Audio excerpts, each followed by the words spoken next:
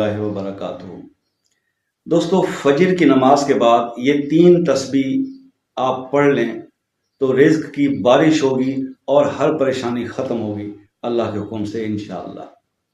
یہ رزق والے مسائل پہ بہت زیادہ ویڈیوز بنتی ہیں اور بڑے اس کے اندر بڑے اچھے مجرب وظائف کا ذکر پہلے بھی کیا، اور ابھی جیسے کوئی اور چیز سمجھ میں آتی ہے بتانے لائق تو وہ بھی آپ کو بتاتے ہیں۔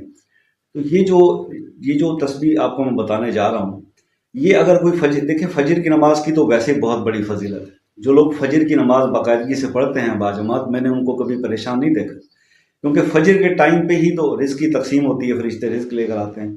تو جو لوگ فجر کی نماز پڑھتے ہیں ویسے ان کے ہاں اللہ کی طرف سے بہت خوشحالی اور برکتیں ہوتی ہیں۔ اگر ساتھ وہ یہ 3 تسبیح بھی اگر فجر کی نماز کے بعد پڑھ لیں گے تو پھر رزق جو ہے وہ بارش کی طرح برسے گا اس پر۔